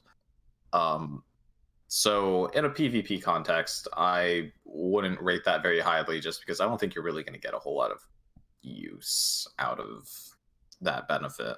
Mm-hmm. I think in general, the just raw resource return is pretty good on this, and especially with the resources that it is. So it could potentially move up in my ranking, but I think it's pretty good at 6 of 8. All right, Oathbound. You guys ready for the big one, Oathbound? Oh boy. The last one. Ooh, it's been a long one. It's kind of a building that plays like right to me because it's another one of those plus research buildings, and so with like Kir'ko, you're getting food and happiness, and you need that happiness to pay for these insane population counts you're going to have, and you're trying to convert that food into production um, by using brood cluster. With Oathbound, though, you're just getting the research, this massive amount of research, and then this massive amount of happiness. And when those happiness events proc, because you basically start getting them every turn because of the sheer amount of happiness you're adding, Yeah. you just get these huge lumps of tech added to your pull because it's like, oh, look, one turn, I proc happiness event for like 200 research. Hey, look, I do it again and again, and then you just keep doing that, or maybe it'll land on production or energy, and you start getting these happiness events piling up, where like normally it would be like, okay, yeah, this is an occasional nice boost to my resources. Instead, it's like, this is a consistent multiplier on my income. Mm-hmm. Yeah, this city, it can get it every 2 turns if I pull a couple things off. I can't quite get it to get it every turn with this size population, but there may be other ways to increase my Because it costs a happiness. lot more when you get up there. I think it goes from like what to like 40, 70 to 100 at like different points throughout the game. But it's very possible when you're down in like the 8 or 9 pop range to be getting consistent turns, consistent happiness events every turn. Yeah. I want to make sure I highlight agree. that. For Oathbound, like, so with Kir'ko, the happiness doesn't factor in. I mean, it factors in a lot into like the ability to maintain a large population, but you're not really going to be getting happiness events anymore once you're at like 20, 30 population. With Oathbound, that having that large of a happiness booster is going to mean that, yeah, now you have a lot more happiness events, which people always talk about the fabled happiness event colony builds, and that's always seemed way too painful to actually run to me. But apparently, if you optimize for it, like, you actually get pretty good returns on it. So just in general, like, that happiness is kind of surprisingly valuable, I think. Mm-hmm. You got to try Syndicate Heritor. I've heard some good things. Yeah, I don't think I'd really rate this super high, but yeah, it's a nice building. I think it's the bonus. I've done it once or twice, and I found it pretty enjoyable. I mean, I will say that the level 3, I find it a little. I haven't personally tried to make use of it, and I will say it is, unfortunately, like every other building, it's based on like just all of your cities can have it. The Oathbound one, unfortunately, requires that you have a lord assigned, and the number of heroes that you have does cap out. So like, not a problem in a smaller game, but if you're like one of those people playing a later game, you're going to reach a point where you have more cities than you can assign lords to, and they'll no longer be able to get that bonus from it if they're all Oathbound cities. I was just thinking, am I reading this right? Is it saying that you can't do this multiple times in a turn, or you can? Because I thought you could. It says 3 turn adjustment. Can you get that multiple times in one fight, or is it going to take 3 turns before you can get 5 influence and 20 energy? I think that might be because it's including the line that says that like the hero cannot have the 3 turn adjustment active on them, because it takes 3 turns to assign them to a colony. So this, yeah, I got energy from that there, so then I come over here, do the same thing. And yeah, it keeps triggering multiple times. I thought it was you could, I just wasn't certain. So yeah, you can win multiple fights to get that. And that means you'll get a lot of influence if you are able to, like, I don't know, go after colony militias as you're moving up on your enemy. Oh yeah. Oh, that's probably pretty nice, actually. Dang. Yeah, like, just consider all the influence and energy that you could hypothetically get it's not like every turn you're probably going to have those options, but when you do, I think this is the best option. I almost put it as number 1, but I think it's a little bit worse than, which one was number 1? Do you guys remember? It's the assembly one, wasn't it? Yeah, no, it's definitely worse than assembly. But still really nice. All right, that's everything I had for the ROI. I wanted to encourage people to send me information on their cities that they're building, because I think it'd be really cool to just kind of have a collection of all the cities that people were able to make. This one right here has some really cool modifiers on it. He's made it really big. That's a really long list. Dang. Right? Look at it. It looks good too. It's like this stuff is synergizing for a lot of armor and Promethean type of stuff. So I mean, I know there's people who enjoy playing for seeing lists like that, but I just can't imagine all the work they had to go into making that in a legit game. That's got to take so much work. Mm-hmm. Yeah. Yeah, I mean, I don't think that's a practical thing to do necessarily, but it's nice seeing that list though. It is very pretty. What the upper bound of it is. Realistically, maybe you'd only get to half of this list, but it's still always cool to see so from one spawn location, here's all of the options that would be available to you, right? Yeah, I think I saw someone produce a unit who had something 19 base defenses after production or something, or some silly shit. It's hilarious. It's amazing. Yeah, well, if you're watching this and you've seen something like that, tell me. I want to know. I want to maybe show it off too. I don't recall if it had mods or not, but it was yeah, this unit is you're not going to kill it. It's just not happening. I think it was a misfortune too, so it's yep, that's not dying. If I can reproduce it, I think that would be a great video to do next week. I haven't quite settled on what we're doing next week. So yeah, if anyone's got ideas for that, leave that down in the comments below. I think it's a good point to wrap it up here. It's almost been 2 hours. Yep. Oh shit. Yeah, no, it's okay. I'm really happy you guys are having fun and that it went by pretty quick for you. Thanks for being here, guys. I'll see you around. Yep. Okay. Thanks for having us. See you later.